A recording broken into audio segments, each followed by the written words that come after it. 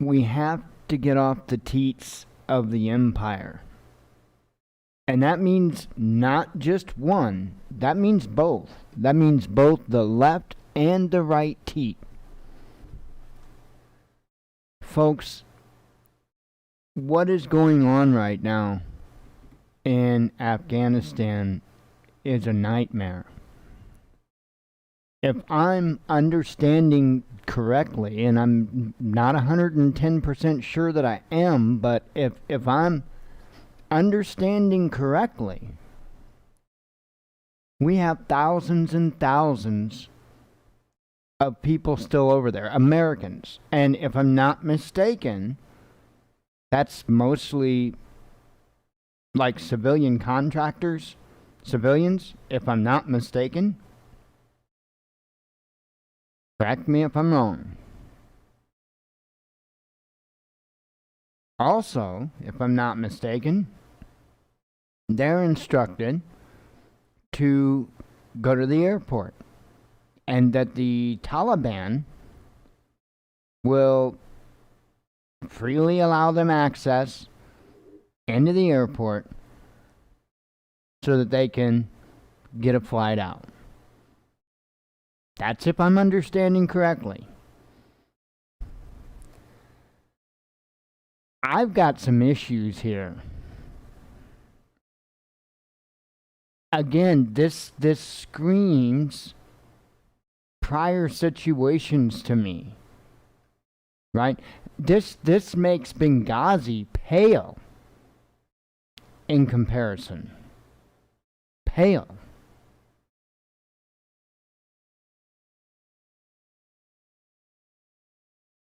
I don't want to pretend like I know the answers. I'm sure this is a very complicated situation. But I'm pretty damn sure that I recall at least a couple of presidents in my lifetime that would, let's just say, light the way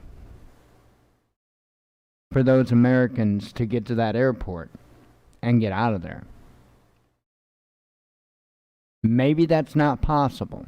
Maybe that would be causing more harm than good. I don't know.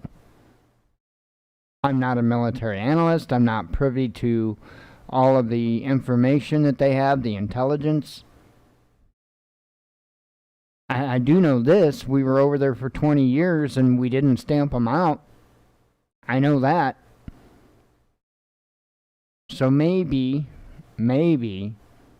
my attitude is just a tad too ambitious. I don't know. I truly don't know.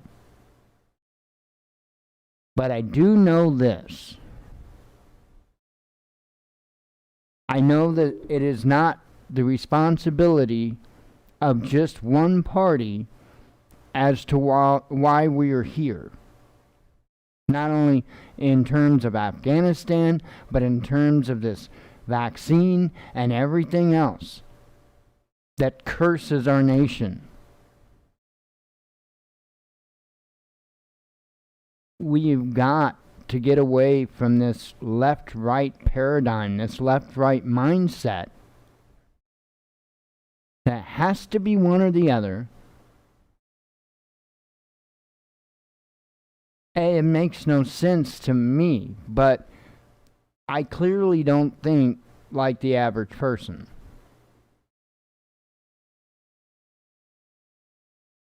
I keep seeing nonstop, do anything for a mean tweet right now, and yada yada yada. There's several different variations.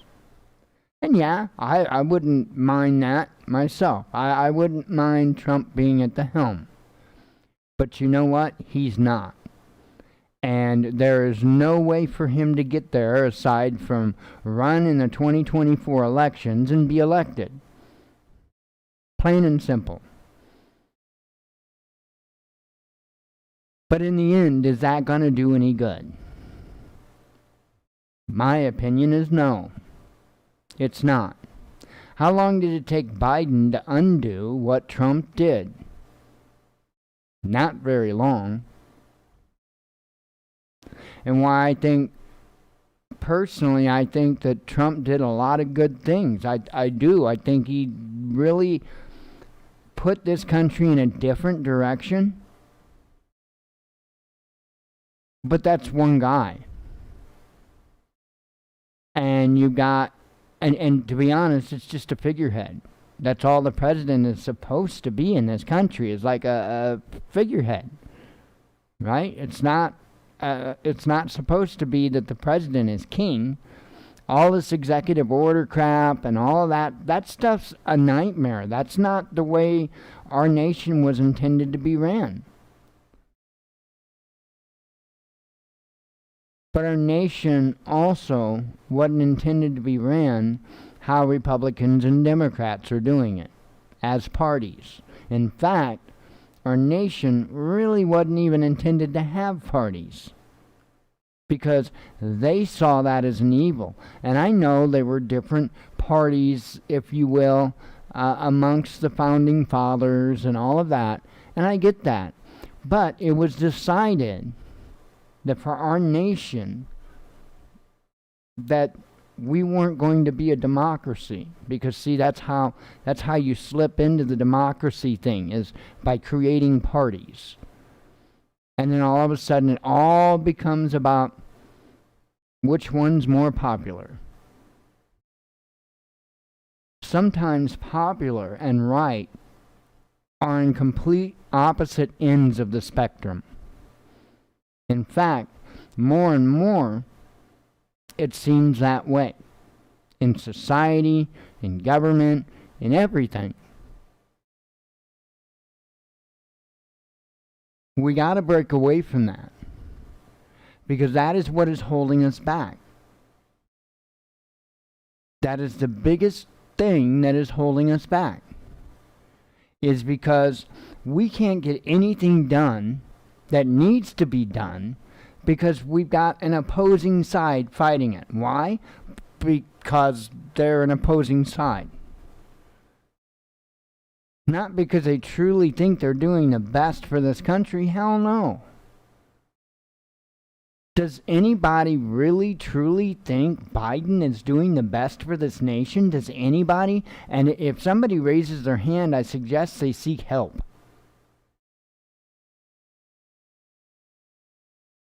Because this entire administration has been a disaster from day one.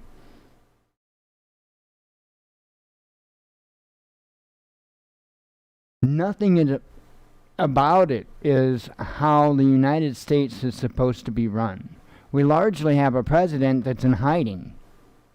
He comes out once in a while to speak. I have no idea what the hell the vice president is doing. No idea. This is ridiculous. This is insane. But you know what? Where's the right? Where's the right? Absolutely raising hell. I'm not talking about the few. I'm talking about the party. Why aren't they raising hell? Why are they just giving in? Standing down.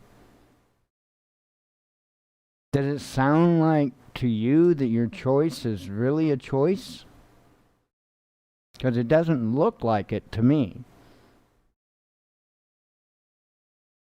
We've got to break away from this two-party mindset. It's kept us in a war for 20 years. Both sides. It's whittled away about every single right that we have. Pretty well, you might as well say it has. Because there is none of our rights that are safe anymore. Not one.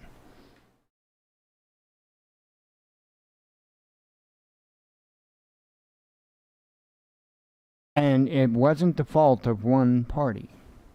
It was both.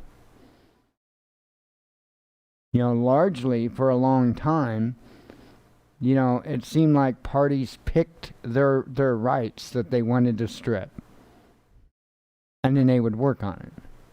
But hell, now it seems like all of them want to strip them all. Where was the outrage from the right with the red flag laws and all of that? No, they all just, yeah, that's a good idea. Again, I know there was the few. Not talking about those. I'm talking about the party. Because I could go on and on and on about a man that should have been president long ago, and we missed out on probably one of the best opportunities for a president in our lifetimes, and that was Ron Paul. But oh no, we can't vote for the crazy old man because he's not red or blue. But we can damn sure put the crazy old Dementia Joe in office.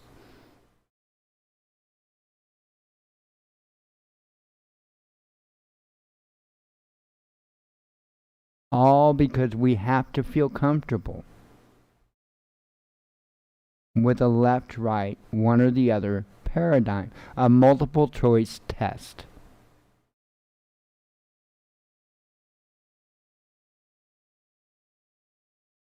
We need the essay president. That's what we need. And I don't mean the asshole president. Actually, we kind of do need the asshole president. But I really wasn't talking about that kind of essay. We need the essay as in writing a paper president, right? Not the checking off the multiple answer box. We need the president that truly thinks for themselves. Trump was partially there.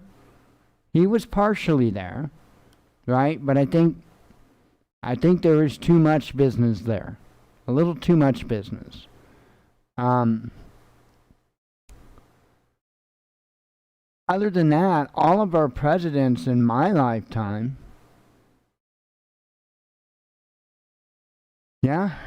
all of the presidents that I could possibly remember, so we're talking starting with Reagan. I don't know. Reagan, I do believe, was the best. A lot of people want to say Trump. I think Reagan was better. I didn't agree with the whole trickle-down economic thing. Look at where that got us. But he believed in a true country, true to what it appears, true to itself. He firmly believed in that. And I do believe that he did a whole lot of good for this country. One thing that Ronald Reagan did not do was actively try to divide a nation. Did he do that? I don't recall him doing that. That's never a good thing from anyone in leadership. In fact, that's not leadership. If you are trying to divide people, you're not leading. You're not leading.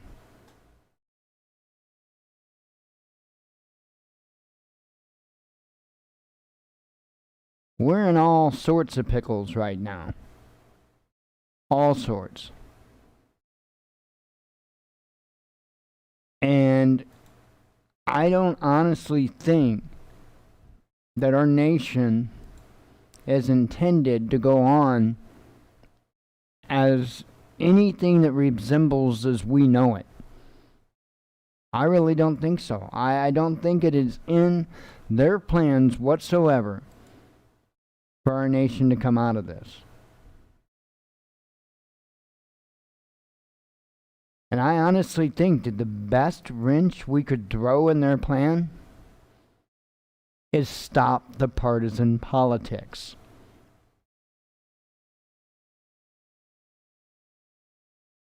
If they can't divide us, they won't win. Plain and simple. You know how crazy it is to be able to see a good number of people that on both sides, both Democrat and Republican, are completely against mandatory vaccines.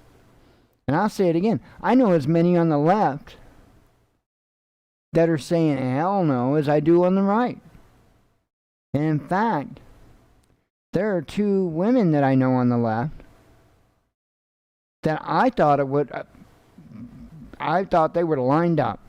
I mean, because they are that far left. Nope.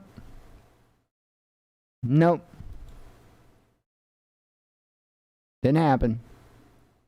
Mind blowing. They are firmly against it. And actually, to be honest, they're both against Biden. I guess I had to throw that caveat in there if it means anything or not.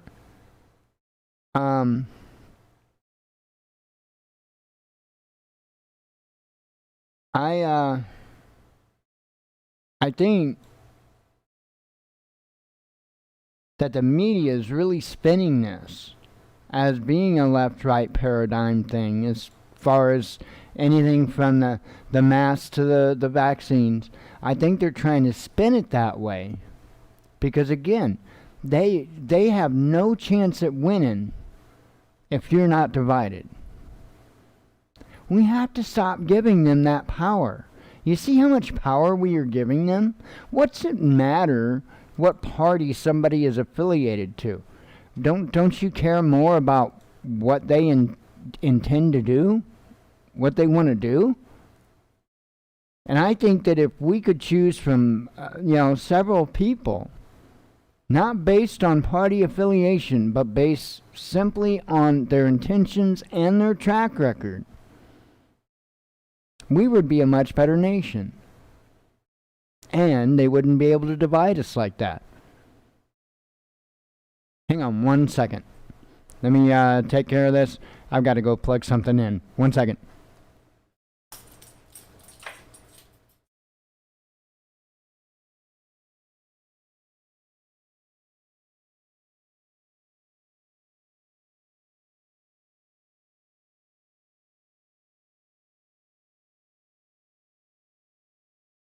The way I've got, what I'm doing is I'm keeping track of times so I can adjust a timer for our charger for our battery backup for our cameras. So that is what's up with that.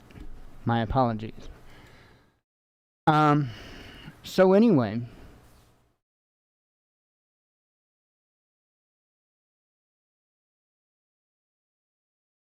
if we don't get our act together in a hurry,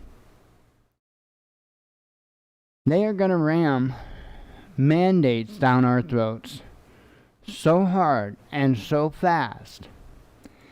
And I know this is jumping around topics, but it is all related. And the reason why I say that is because when is the last time you've seen the media spend any amount of time on anything other than COVID-19?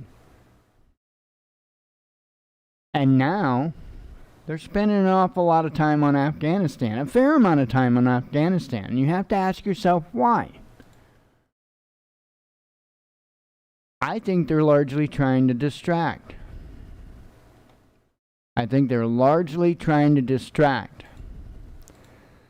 Which unfortunately makes me ask another question. And that is the nightmare unfolding in Afghanistan in part on purpose in order to get eyes off of what they're doing here? I have to ask the question. I would not be responsible if I did not ask the question. And the only thing that we could do is just watch that situation and how it unfolds and kind of go from there.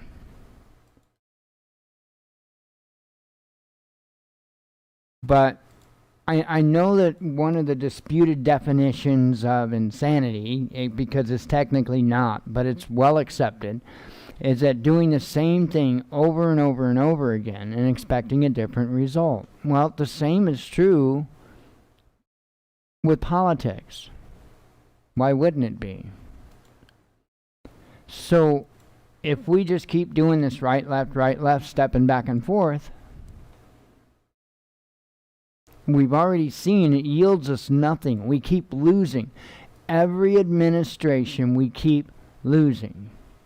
When you look overall, we lose. Every single administration. So why do we keep gambling?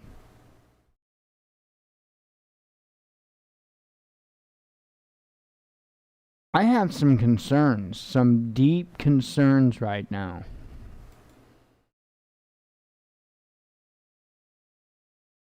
I know I've mentioned this, that I had that somebody had made a post on our little community page, and it's involving masking in students and stuff like that. And the reason I started the page was to have a local community page where people could talk, because all we had, and I've explained this before, was 2 different echo chambers. You know, 2 groups on Facebook for our community, and one of them's conservative and one of them's liberal, and if you step out of line in either one, you get kicked out. I think that's ridiculous. I think it's childish. I think it's small town, small-minded. And I also think it's dangerous. Especially when you start involving things like mandates. And especially when you involve things like children. That's where things start to get really sticky. I was shocked when I read the article about, things that were said here locally. Just over mask mandates. One Highland resident, it didn't say who, one Highland resident apparently said something to the effect of that this is the hill, it's the hill he'll die on. Now, I get that those are words, and I get that they can be easily thrown around. My goodness, how long did we hear out of my cold dead hands? Well, I haven't heard from that crowd in a very long time. They seem to get real quiet real quick. Haven't heard from them in a long time.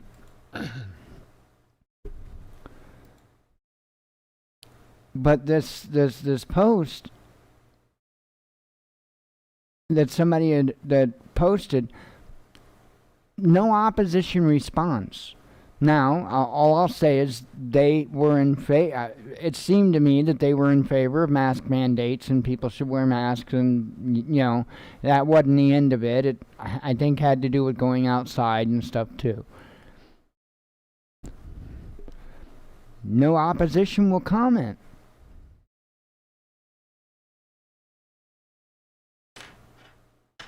Folks, these are the people that you're waiting on saving you. Red team, right? You're waiting for red team to stand up? Don't expect it. Don't expect it.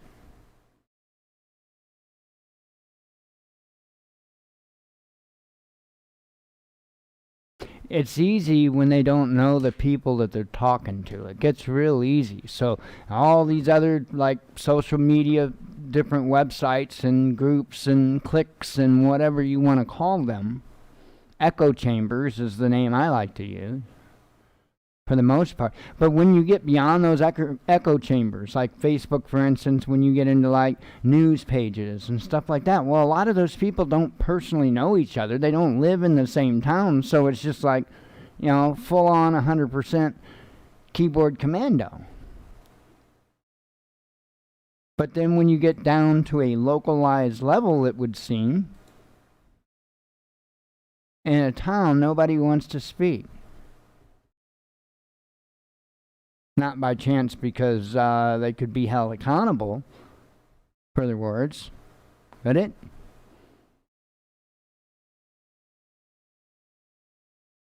We played this game for so long that as a society, it seems to me that many have become weak and mealy-mouthed.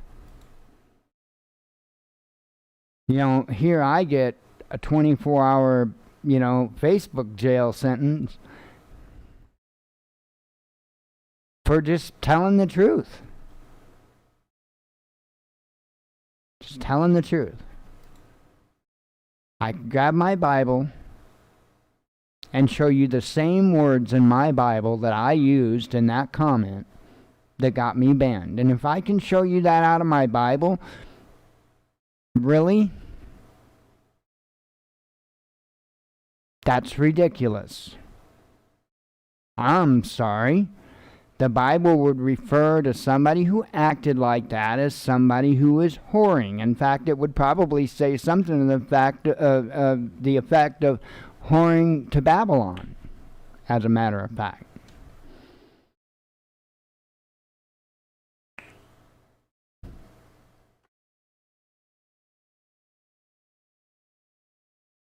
Why do they get away with that so easily?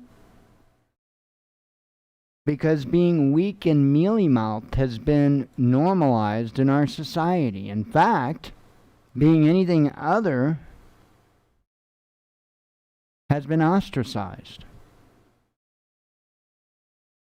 The only ones that are supposed to really, truly have a voice is those that somebody high up appoints. They're the ones that are allowed to be the mouthpieces, the talking heads, that gives us our talking points that we can bicker back and forth over. That's the part that really gets me.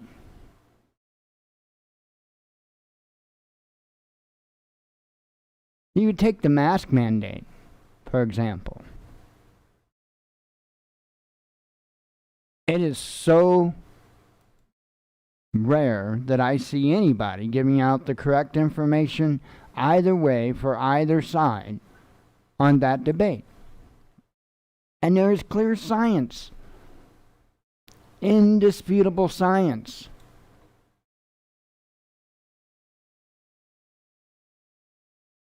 And neither side is being completely straight. Neither side. Does it really work?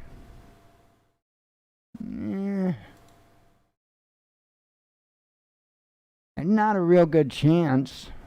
Here's what will work regarding masks.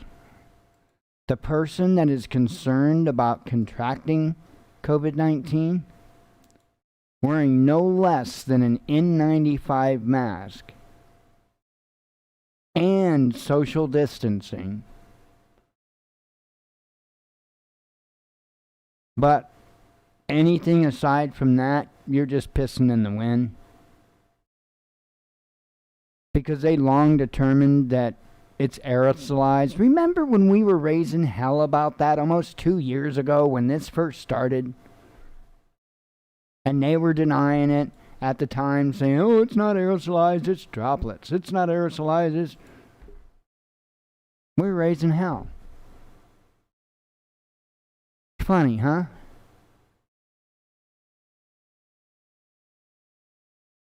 So what that means when I say that this is aerosolized, it means two things. Number one, it's super, super, super tiny.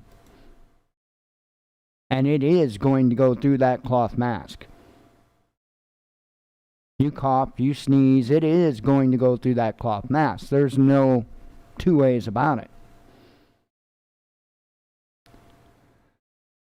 So the cloth masks are really kind of pointless.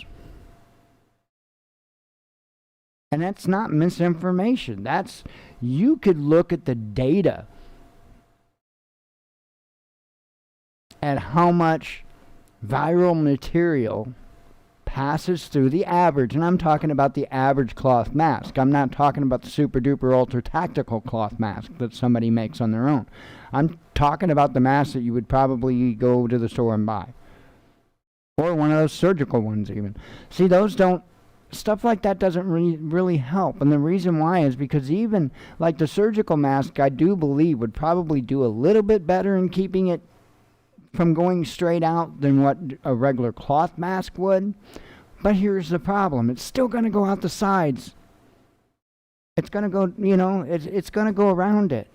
If you cough, if you sneeze, that's going to be too much volume of air in a short amount of time in such a tiny space without a good proper seal that air is going to escape. A lot of it.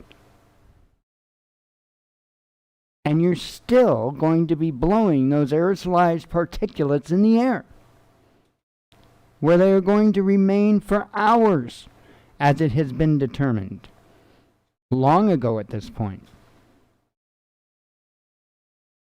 So are they doing good?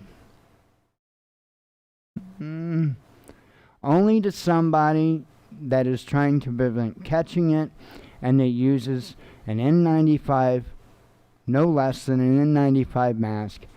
And it's still not a guarantee because you have things like mucous membranes on your body in which that it can enter as well. Eyes, for instance. I know that's not necessarily a mucous membrane, I don't think, but still, your eyes, you could get it anywhere.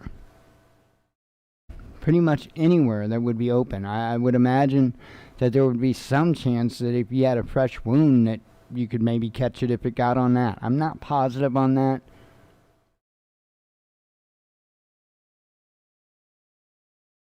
But I know that you can get it with more contact than just breathing it in.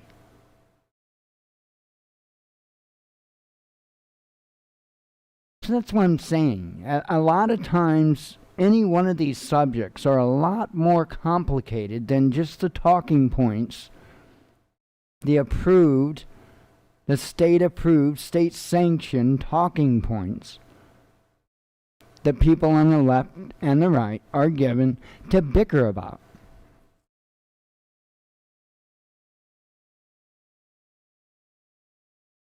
And if we don't get past that, we don't stand a chance. And I'm not talking about with a virus, I'm talking about with anything.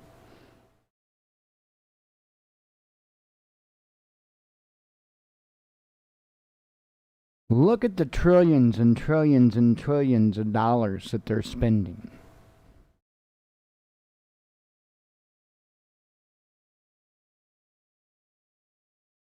We've got all kinds of infrastructure programs that are going to get kick-started now, or at least that's what they say they're going to do. When there's a whole hell of a lot of other stuff. And when I'm talking about the infrastructure, I'm talking about stuff like the subway, the public transportation systems and stuff like that. Honestly, and I know that there needs to be some funding that goes into that stuff. We need to get some stuff repaired. We need to build new stuff. I get that. But we've got more concerns than that right now. Why isn't the whole clean water thing a focus? You know, that only got a little chunk. Why isn't that a focus? That's water.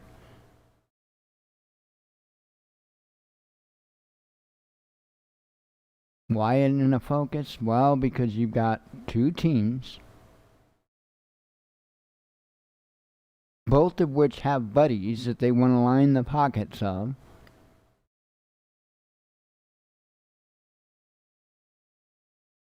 And they don't really care. They don't really care. But yet, every 2 and 4 years, people line up and bow down to one or the other. And we've got to stop. I don't, you know what, to be honest, I don't think we got a chance for another time. I mean, might get the midterms in, but I don't think that we've got a chance for another election. I will be shocked if there is another election in this nation in 2024. I will be shocked.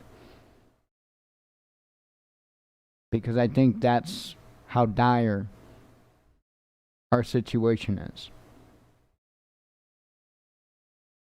And that's why I'm hoping that maybe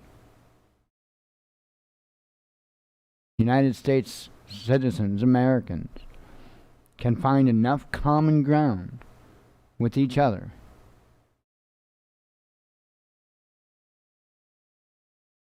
to hold off the imminent invasion of our own government.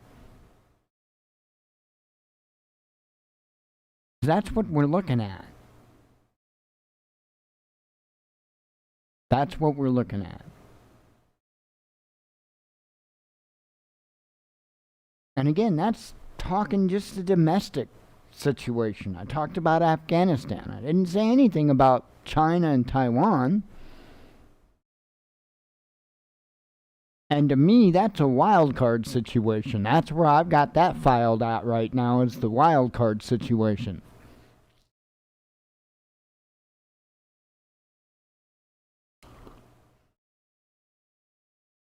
Because that can go south at any old dark 30 now.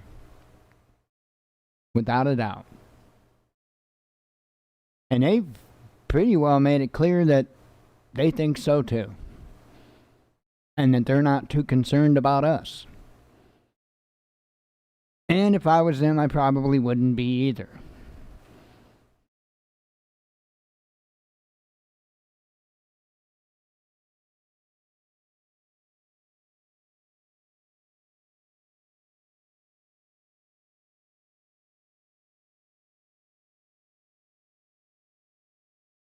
I think we're still right on that timeline that I'm saying, or I've been saying, as to where this nation's going to be in the short term.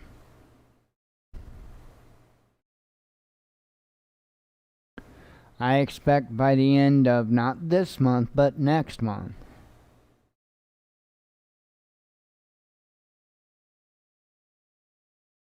that the United States is going to be under some very, very serious turmoil.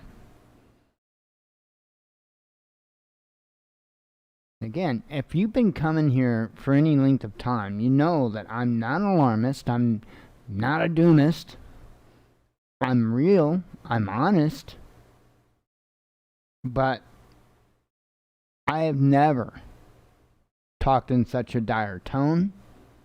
Not unless there was something that looked like it was really damn imminent, and like there was some type of information that made it concerning. There have been a couple of times, but I'm not one of those channels, and we all know those channels, that every day is doomsday. That's not us. But the reality of the situation is, there's an agenda at foot that they are not going to back away from. And I think they've made that abundantly clear by now. So we all either just roll over and give in, or we stand up together and say no. And yeah, I know it's not going to be everybody together, because you've got some of the populace that's in favor of some of this stuff. But I guarantee you that there's a hell of a lot more people that's not. In fact, there's been a number of people that I've seen say that even though that they themselves personally got the vaccine, that they were 110% against mandates, and they would stand on that hill with their brothers and sisters. So you have to remember that. It's not just the people that say no or that have been saying no, there's also going to be a group of the people that said yes for whatever their personal reasons, which is their right, but absolutely think what the government is doing is overreaching. And I bet there's way more of those folks than you'll ever know about, because their algorithms aren't going to let you know.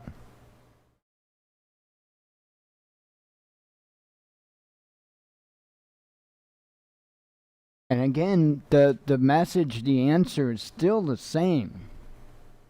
Get prepared. Stay prepared. Don't allow them to get you in a position to where you have to get on your knees and beg. Never. Never. And your best defense against that is food. If you've got enough food and supplies and got somewhere that you cannot be found, you're going to be doing fine for as long as you've got food and supplies for,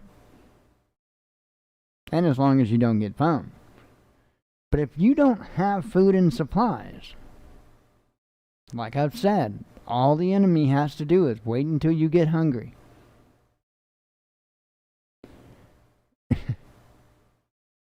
Having a hard time finding people to actually stand up in their local communities. Okay? So I really have a hard time believing that somebody's going to be brave enough to dispatch themselves because they have no way to provide themselves with sustenance, yet they refuse to give themselves over. Oh, it's a hell of a brave notion, but I don't think it's a brave reality for most. It wouldn't be for me, I don't think. I don't know. I don't know. To be honest, it probably would depend on the moment. Could be so frustrated that that may not be the only factor. But why chance putting ourselves in that position when all we have to do is get ready? Stack some food.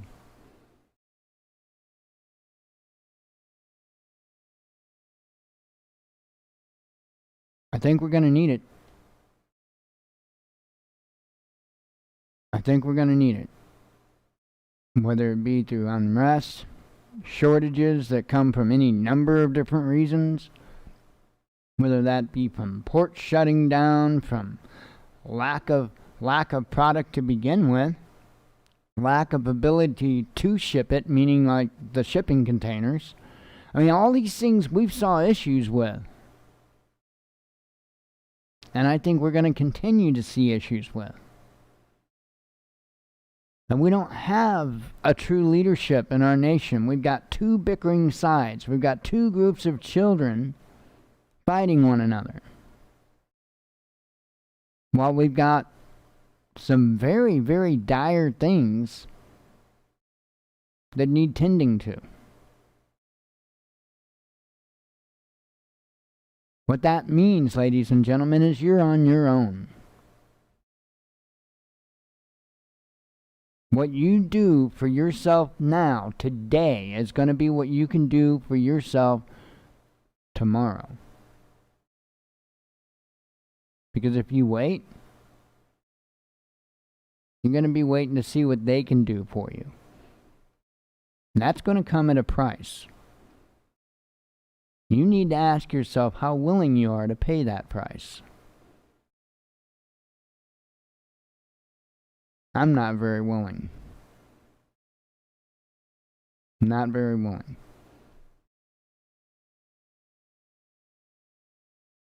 This nightmare of the American dream has got to stop.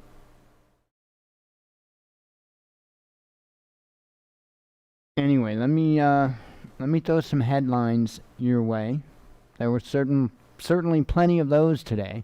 My apologies to Facebook that you didn't get headlines for a 24-hour period, but we're back in business now, and at some point during the day, I think right before noon or so, I was able to start sharing out on Facebook again. So, but Twitter got all the headlines, so.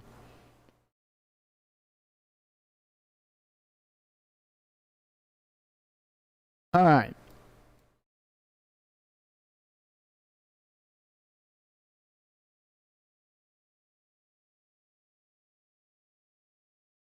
Let's see. Actually, did a little. Oh yeah, I didn't mention this. That pea that I said on the garden vlog video that I had put out today. That pea tasted so awesome, and I'm not really a big, huge fan of peas. And when I say that, I'm not a big, huge fan of like dinner peas or dinner. I don't know what you would call them, dinner plate peas, whatever. Not a big fan of those. They just kind of blandish to me.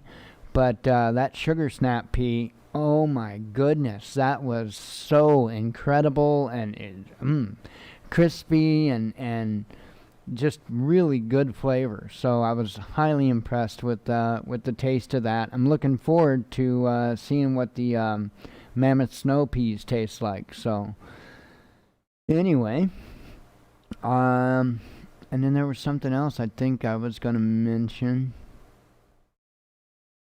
Oh, I don't know. I'm gonna be doing a video here real quick, like. It might even wind up getting done tomorrow. Just on my gear that I'm using, like my camera equipment, the audio equipment that I have, which isn't a whole lot, like the lights that I'm using and stuff like that. And just so people got an idea of what I'm using. That way, if they want to do the same or they're looking for, they like the way that my equipment looks or whatever the case may be, they know what it is. So, probably do that tomorrow, as long as, because I would like to do that video outside just for the lighting. So we'll see. If it's a decent day tomorrow, then I'll do so. There's a chance of rain, but I don't think a whole lot. But it seemed like there was something else that I was going to mention, and I can't remember what it was. So seemed like there was something else. Anyway, let me go ahead and get the headlines. We'll get those out of the way. Oh, I did do a little flight sim, not a lot today. Went around and flew around New York City again in the MB339, and just had a ball flying around the skyscrapers and all that good stuff. And then probably about 6, a little after 6 or so, I decided, you know what, I'm going to go check out what Kabul International Airport looks like in flight sim. So I loaded in, with real world weather and real world time, which it was nighttime over there and stuff. There isn't much over there in Flight Simulator. I would imagine that they don't pour a lot of time into the Middle Eastern countries. But I mean, Kabul International was indeed there. In fact, I left out of a different airport just a little ways south and flew up to Kabul International, and just flew around. There was actually quite a bit of people flying multiplayer, flying in and around there. So it's kind of interesting. But yeah. Other than that.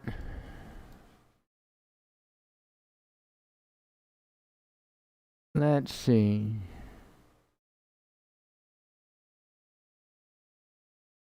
Howdy, Steve. There we go. Alright, now I do have one from last night. I don't think I said it. If I did, I apologize, but UK will only accept 5,000 Afghan refugees this year as Home Security Patel urges other nations to share the burden. So, and I think it was yesterday, possibly the day before, that I put out that article that Illinois is supposed to, or what was it, St. Louis area, or was it Illinois? I can't remember now. It might have been St. Louis area, was to accept like 1,000 of them. So expect that, expect that. Oh, this is also going to be, and this is one of the things that's kind of really frustrating me about this whole situation over there in Afghanistan right now. This is going to be one of the headlines. I forgot to mention it earlier when I was speaking. But apparently now, the Taliban has acquired some biometric equipment that we had over there that has the ability to identify all of the Afghan citizens that were assisting the United States. So they literally gave them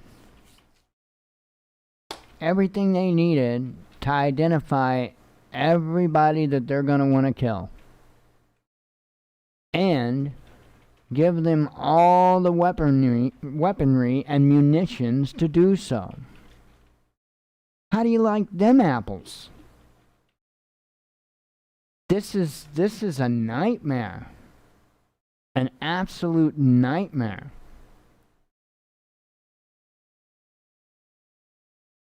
Okay, now from the stuff I put out this morning, Chicago pharmacist busted selling stolen CDC vaccine cards online and faces up to 120 years in prison, says DOJ.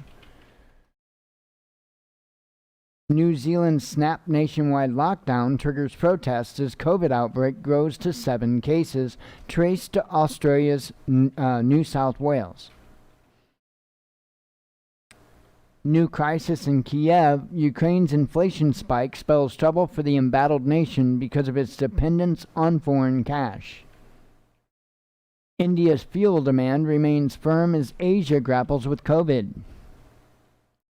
Trump blasts Biden's withdrawal from Afghanistan as a terrible time for the U.S. China wants to curb excessive incomes and get the rich to contribute more to society. Crowd greets Taliban co-founder Baradar on return to Kandahar from Doha exile. American missiles and choppers abandoned to Taliban by troops in Afghanistan could fall into Russia's hands, ex-President Trump says. Country boys who respect tribal ways, UK Army chief calls on countries to give Taliban space to show their credentials. Redeploying thousands of troops to Afghanistan is not an option, the UK PM Johnson says. Taliban reportedly fire on civilians in Jalalabad, killing 2 after protesters tear down Islamist standard and raise Afghan flag.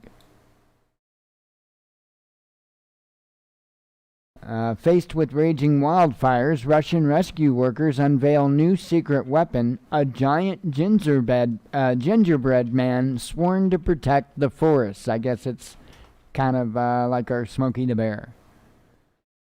A European aviation watchdog says commercial flights over Afghanistan should be suspended.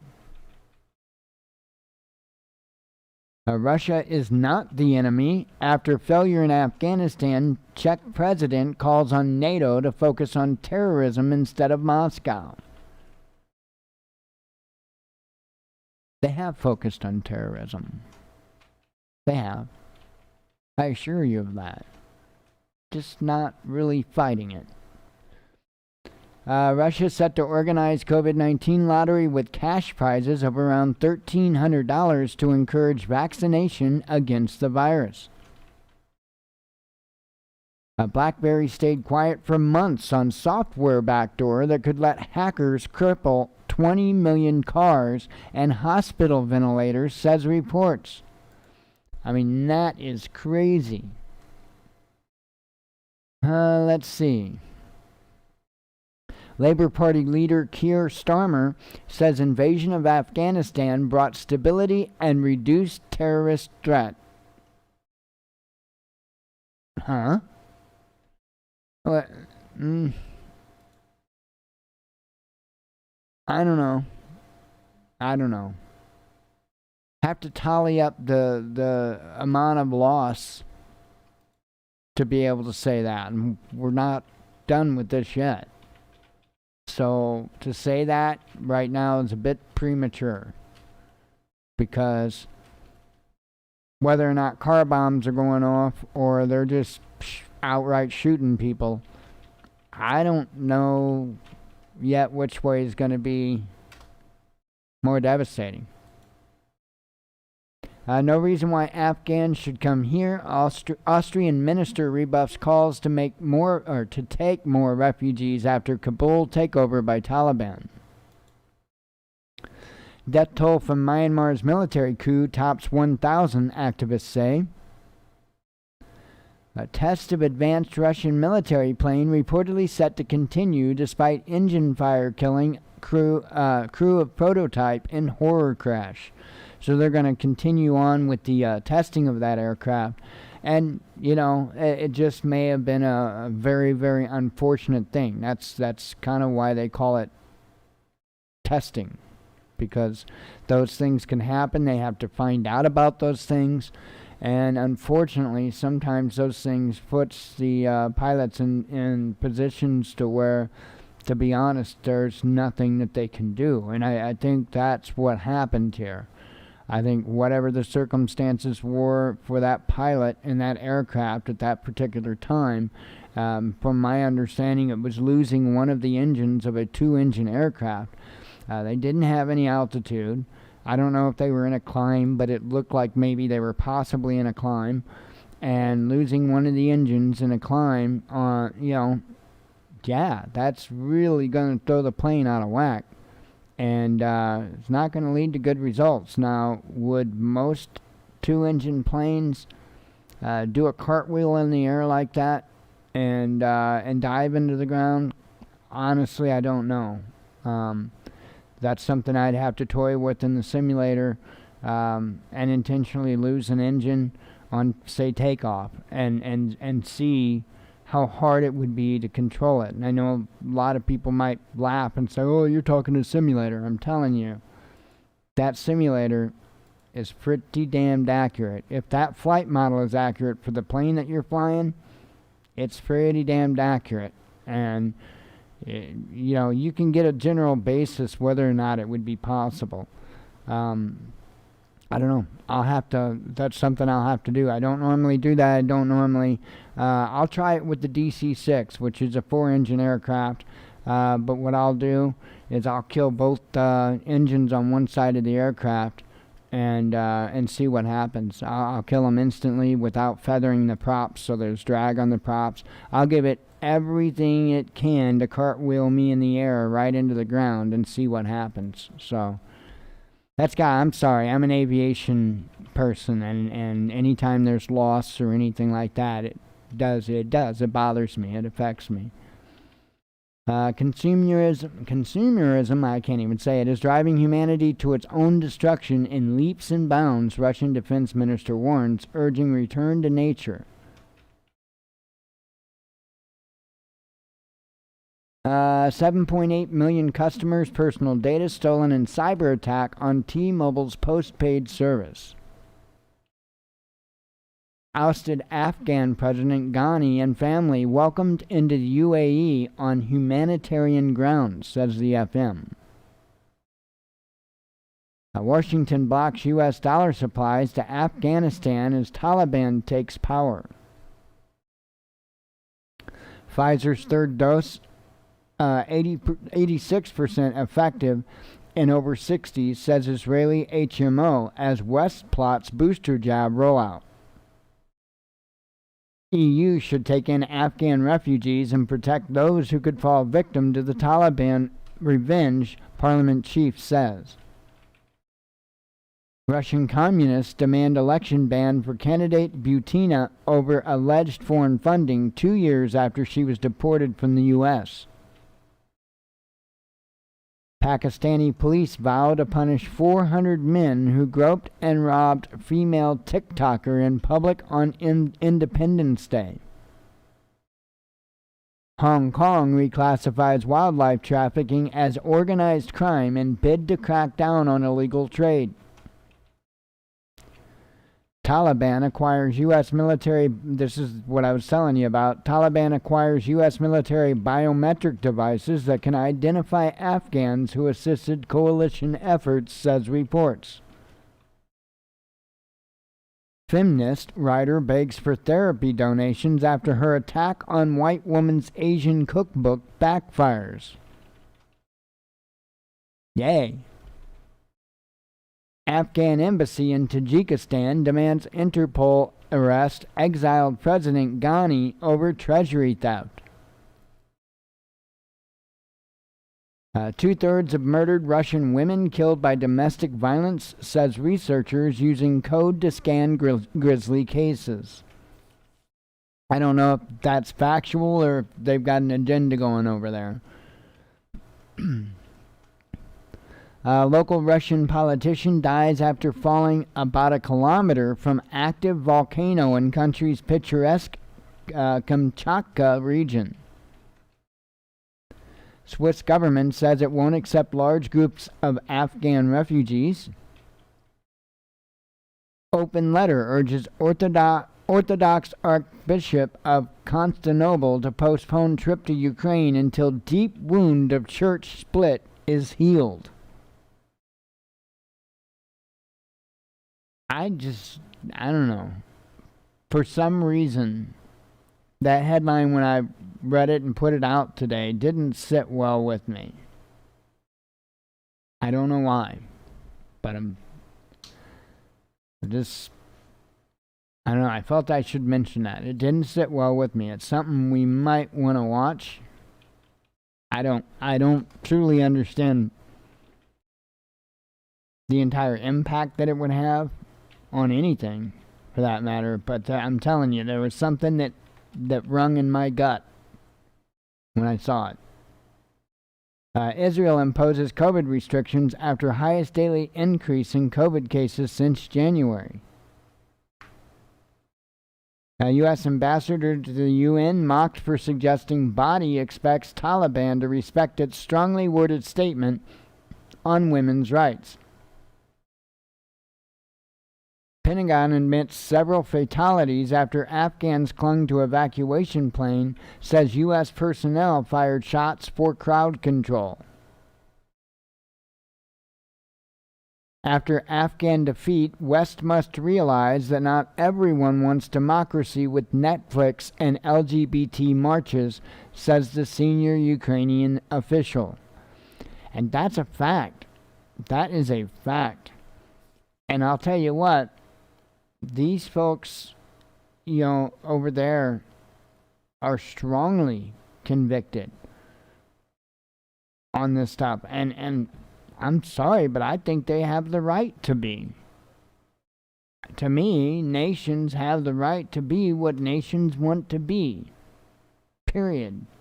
And as long as they're not committing genocide, and as long as their people can leave, as long as they got a way to leave, if they don't want to live by those rules, those standards, then who the hell is anybody else to say? I don't know, I just think sovereignty is a good idea, I guess. Staff at Democratic Socialist magazine claimed they were fired for trying to start a worker co-op. Exiled Afghan leader Ghani emerges in the UAE and denies claims that he fled with millions in cash. Taliban fires shots to disperse crowds outside Kabul airport as U.S. scramble to leave Afghanistan continues. Biden to require vaccines for nursing home staff. So that's the latest. Putin discusses situation in Afghanistan with presidents of Iran and Tajikistan. First come, first serve. Americans warned of limited flights out of Kabul. U.S. Embassy cannot ensure safe passage to the airport. You hear that?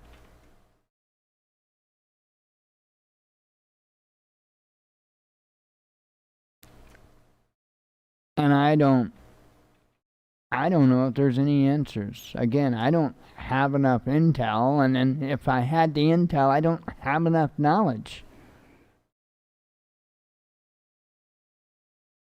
I don't know what our military capability is, and I don't know what we could reasonably expect to be able to do. I don't know anything. I don't know the terrain. I don't know anything that I would need to know. I know a lot of people want to sit there with in their chairs and be able to tell people what they need to do, but they simply can't, not without that kind of information. But is the answer do nothing? Is the answer just warning them that there'll be limited flights and that they can't guarantee your safe passage to get on one?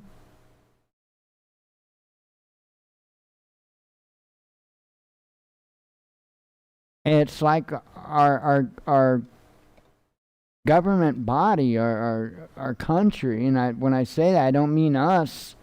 I mean the ones that are running it. It's like they're all but abandoning them. Like I said earlier at the beginning of the show, it's like Benghazi on a huge scale.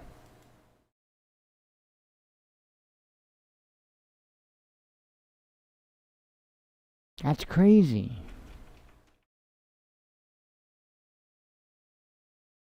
Founder of Afghanistan's women's team speaks of terror and broken U.S. promises as Taliban take control. American propaganda arm vows to hold the line in Afghanistan, but it's not yet clear what that line is. UK government owes British people an explanation after Afghanistan disaster, Jeremy Corbyn tells RT. Thousands evacuated as Northern California blaze triples in size to in 24 hours, destroys dozens of homes. Biden urges all U.S. adults to receive vaccine boosters after CDC and FDA say immunity wanes over time. Not notable enough, UN torture rapporteur who defended Assange gets rejected by Twitter for verification. Chaos was inevitable. Biden shrugs off shock scenes of Afghans falling from U.S. plane because that was 5 days ago. Yeah. Are you telling me that these people really care? Because I'm not seeing it. And where is the right? As a party.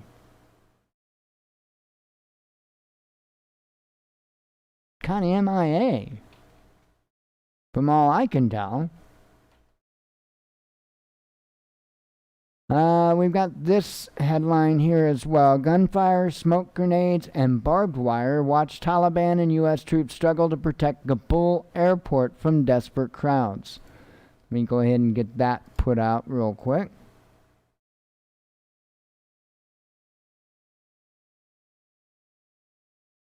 It's crazy times. Absolutely crazy times.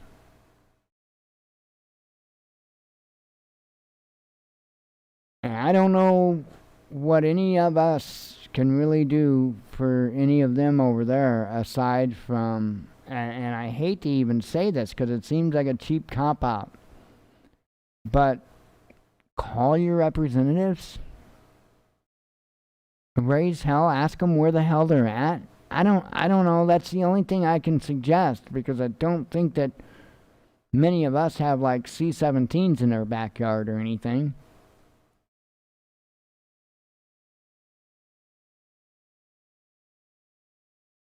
Biden sure isn't going to use any of those F-15s and nukes to do anything, except threaten the American people with.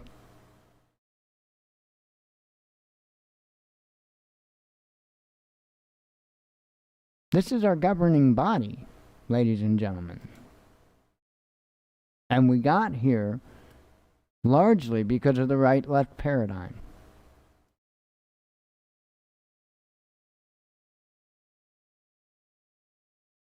It's time we put that to bed.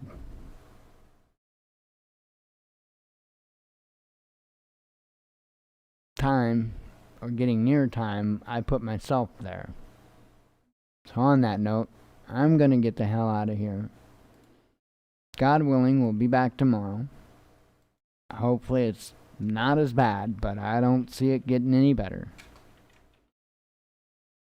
But I do hope to see you then. I do hope it's not as bad of a news day. As always, God bless you, we love you, be one with your spirit, and shalom.